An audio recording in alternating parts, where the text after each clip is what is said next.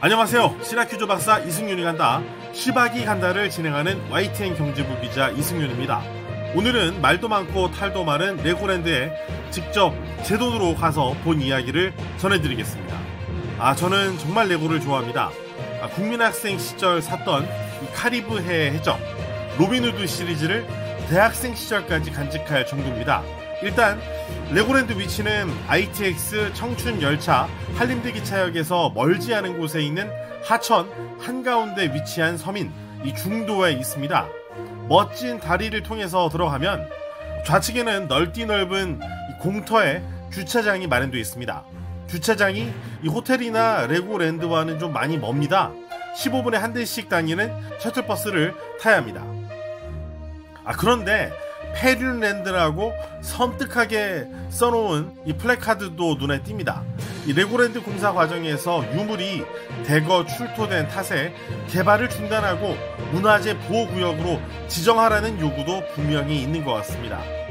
춘천 레고랜드는 세계에서 두 번째로 큰 레고랜드입니다.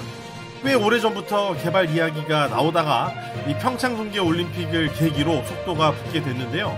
최문순 강원도지사 시절에 추진된 사업이라 이 전 지사의 그림자를 지우고 싶었던 김진태 현 강원도지사가 레고랜드의 기반 조성 사업을 추진한 강원 중도개발공사가 강원도에 보증으로 제달했던 이 레고랜드 테마파크 기반시설 공사비 대출금 2,050억 원을 갚을 수 없게 되자 지난해 9월 28일 이 중도개발공사에 대한 기업회생 신청 방침을 발표했습니다. 한마디로 이 강원도가 보증했던 빚을 갚지 않겠다고 선언한 건데, 문제는 이 발표로 해당 채권이 부도 처리되고 채권 시장 전반에 불안감이 확산하면서 자금 경색 사태가 이어졌다는 점입니다. 여태까지 지방자치단체가 돈을 꼬박꼬박 잘 갚아서 지방채의 신용이 높았는데, 그렇지 않을 수 있다는 이 불안감이 감돌면서 지방채보다 신용도가 낮은 한국전력공사 등이 발행한 회사채가 유찰되는 등 유동성 문제가 발생했습니다. 안 그래도 고금리로 기업들의 이 유동성 문제가 심각한데, 김진태 지사가 쏘아올린 작은 공은 아직도 땅으로 떨어지지 않은 상태입니다. 일단 이 부동산 프로젝트 파이낸싱 불안에 따른 자금 경색 상황으로 인해서 지난해 이 기업들이 만기 1년 이하, 1억 원 이하 발행 등의 요건을 갖춰서 발행하는 단기 사채 자금 조달도 1년 전보다 규모가 9.7% 감소한 것으로 나타났습니다. 레고랜드 사태로 자금난을 겪었던 지난해 10월에서 11월 이 대규모 PFABCP, 즉 이 프로젝트 파이낸싱 자산 유동화 기업 어음 중에 이달 만기가 도래하는 게 17조 원 규모입니다.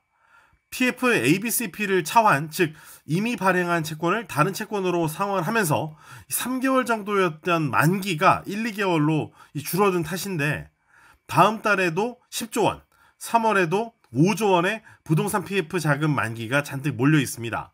절대로 이 정치 논리로 경제 문제를 결정하는 운은 여든 야든 범하지 말아야겠습니다. 솔직히 에버랜드나 롯데월드에 비해서는 레고랜드는 탈 게 많지 않습니다. 하지만 이 레고로 전국의 주요 명소들을 만든 미니랜드는 저 같은 레고 매니아라면 정말 빠져들만 합니다.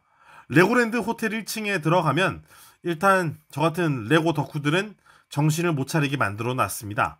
입구부터 레고로 만든 벨보이, 경비병 등이 세워져 있고, 로비 한가운데에 레고 블럭들이 잔뜩 쌓여 있어서 아이들이 호텔 체크인을 기다리는 동안 레고로 원하는 모형을 마음껏 만들게 돼 있습니다. 그리고 벽면에 레고와 듀플로에 등장하는 인물들을 빼곡하게 장식해놓고 또 돋보기로 볼 수 있게 만들어 놔서 마음만 먹으면 여기서 저 같은 경우는 시간을 무한정 쓸 수 있게 만들어 놨습니다.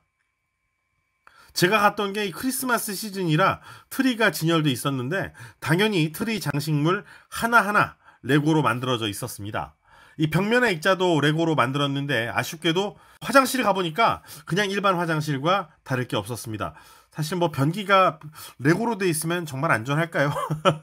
그것도 문제이긴 할 것 같네요. 호텔과 레고랜드 사이에 이 레고로 만든 거대한 용이 있고 다들 그 앞에서 가족 사진을 찍습니다. 만 12세 미만이면 사탕 선물을 받을 수 있는 곳이 안에 2개가 있으니까 어린이들은 꼭 이 사탕 선물을 챙기면 좋을 것 같습니다. 매일 오후 5시에 점등을 하는 이 레고로 만들어진 초대형 크리스마스 트리가 레고랜드의 갈림길에 위치해 있어서 일단 눈길을 사로잡습니다. 놀이기구가 집중되어 있는 브릭토피아를 가면 회전 농마, 몽키 클라임 등의 놀이기구가 있습니다. 몽키 클라임은 2인승인데 보통 부모 중에 한 명이 아이와 함께 타고 손으로 로프를 끌어올려서 위로 높이 올라갔다가 자유낙하를 하는 놀이기구입니다. 제법 운동이 됩니다. 실제로 몸무게를 다 이 로프로 지탱하는 게 아니라서 기계가 제법 보조를 좀 많이 해주는 거니까 너무 팔 힘 걱정을 하지 않으셔도 됩니다. 주로 놀이기구는 무섭지 않은 대신에 부모와 아이가 함께 레고 맞추기를 하는 행사는 대신 여러 개가 준비되어 있습니다. 긴 기차 트랙에 아이들이 만든 열차와 기차 역시설을 짓는 30분짜리 프로그램에 저도 참여를 해봤는데 정말 시간이 손살같이 지나갔습니다. 마치 이 롯데월드의 자이로 드롭처럼 빙글빙글 돌아가면서 천천히 오르락 내리락 하는 이 놀이기구 같은 이 전망대를 타면 이 레고랜드뿐만 아니라 중도 전체가 내려다 보입니다. 여름에는 100% 개장했는데 요즘은 시즌 유지 보수 기간이라서 운영을 하지 않는 구역도 꽤 있습니다. 그래서 많이 아쉬웠습니다. 예전 레고 시리즈 중에 로빈후드 시리즈가 히트를 쳤는데 로빈후드가 활약하던 이 시절에 아도왕이 또 활약하던 시절에 영국에서 모티브를 따온 킹덤 코너도 개점 휴업이었습니다. 제가 이 초등학생 시절에, 그러니까 국민학생 시절이죠. 막내 삼촌이 레고에서 나온 이 로빈후드의 요새 세트를 사주셔서 제가 정말 재미있게 갖고 놀았던 기억이 생생합니다. 그래서 그때 기억을 좀 되살릴 수 있나 했는데 좀 아쉬움이 남았습니다. 닌자고 영화를 상영하는 영화관도 있었는데요. 레고랜드 투숙객이면 객실 TV에서 주구장창 볼 수 있으니까 레고랜드 투숙객이면 굳이 여기서 시간을 보낼 필요는 없습니다. 레고랜드 안에 스낵은 핫도그 기본이 이제 한 4,000원 정도 할 정도로 많이 비싸진 않은데요. 대신 종류가 다양하지 않은 게 좀 단점입니다. 아이들과 어린이들의 이 반응이 가장 엇갈리는 곳이 미니랜드인데요. 전국의 명소를 죄다 레고로 만들어서 저 같은 경우는 정말 정신 못 차리고 사진 찍느라 신이 났고 우리 아이는 아주 그냥 지루해서 빨리 탈출하고 싶어 하더라고요. 이 서울 강남구와 종로구, 중구, 여의도, 부산, 춘천, 강릉, 경주 등을 정말 정성 들여서 만들었습니다. 특히 N서울타워와 청와대, 국회, 경주는 정말 감동적일 정도로 디테일에 충실합니다. 등장인물 하나하나 공들여서 포즈를 잡아놓은 게 특징입니다. 레고시티에 들어가면 제대로 식사를 할 수 있습니다. 뷔페식 카페테리아가 있는데요. 가격이 많이 비싸진 않은데 역시 다양성이 좀 많이 떨어지는 편입니다. 아이들을 위한 레이싱장이 있어서 운전 방법을 알려주고 싶은 이 부모들의 애간장을 태우는 곳도 있습니다. 여름에는 물 미끄럼틀 놀이기구, 소방관 학교 놀이기구가 운영됐던 모양인데 겨울이라서 개점 휴업이었습니다. 식당 맞은편에 있는 미니 열차를 타는 곳도 있는데요. 레고랜드를 한 바퀴 돌아볼 수 있어서 지친 부모들의 무릎에는 귀한 휴식 시간을 제공합니다. 해적소굴, 닌자고 등이 또 운영 중인데 특히 해적소굴은 물총놀이랑 연동이 돼 있어서 겨울에는 개점 휴업이었습니다. 해적소굴은 영화로 나오기 전에 이미 레고로 큰 히트를 쳤던 카리브해의 해적 시리즈에서 이 모티브를 따와서 무척이나 반가운 느낌이었습니다. 저는 초등학생 시절, 국민학생 시절 이 레고 해적선이나 로얄포트 세트를 살 돈이 없어서 거기에 등장하는 인물들만 사서 레고 짝퉁 제품으로 성이나 배를 만들어서 갖고 놀았던 기억이 있습니다. 이렇게 돌아보니까 어느덧 저녁 시간이 돼서 레고 호텔로 돌아갔습니다. 일단 레고 호텔은 평소 100만원 정도 하는데 할인 행사가 있어서 정가보다 저렴한 가격에 이용이 가능합니다. 킹덤, 해적, 닌자고 등으로 테마를 잡은 객실에서 지낼 수 있는데 저는 킹덤을 골랐습니다. 왕국과 기사, 용, 마법사 등이 활약하는 세계가 벽실에서부터 객실까지 쭉 이어집니다. 호텔 엘리베이터는 천장에 디스코테크에 있는 이 사이키 조명 등을 달아놔서 깨알같이 80년대 감성의 이 나이트 분위기를 형성해 놓아서 저절로 춤을 추게 만듭니다.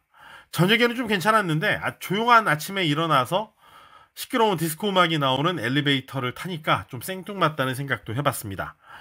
조식 뷔페는 의무인데 샐러드, 우동, 연어, 밥류 등이 갖춰져 있습니다. 호텔 체크아웃 이후에는 2층에 애들을 풀어놓고 자유롭게 놀게 할 수 있는 이 레고 놀이터가 있어서 부모들한테는 좀 반가울 듯합니다.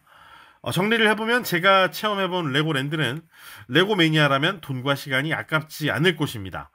아이와 레고를 친하게 해줄 마음이 있는 부모라면 정말 괜찮을 것 같습니다. 하지만 레고에 별로 관심이 없는 분들이나 이 에버랜드나 롯데월드 같은 테마파크를 기대하고 가신 분들이라면 크게 실망하실 수 있습니다. 놀이기구가 좀 너무 부족하고요. 특히 여름 놀이기구에 좀 편중이 돼 있는 경향이 있습니다. ITX 기차역에서 가까우니까 택시를 타고 이동하는 것도 괜찮은 것 같습니다. 어쨌든 이 문화재가 많이 출토된 유서 깊은 섬에 어렵사리 세계에서 두 번째로 큰 레고랜드가 들어선 만큼 문화재와 레고가 조화롭게 공존하며 많은 시민들에게 다채로운 즐거움을 선사했으면 합니다. 솔직히 박물관이 생긴다고 제가 여기 굳이 올 것 같지는 않은데 레고랜드 옆에 박물관이 생기면 이왕 걸음을 한 김에 이런 박물관 견학도 하고 싶겠다는 생각이 들었습니다. 아까도 말씀드렸지만 중앙 정부든 지방 정부든 절대로 경제 사안에 정치 논리를 끌어들이는 운은 더 이상 범하지 않았으면 좋겠습니다. 지금까지 시박이 간다 이승윤이었습니다.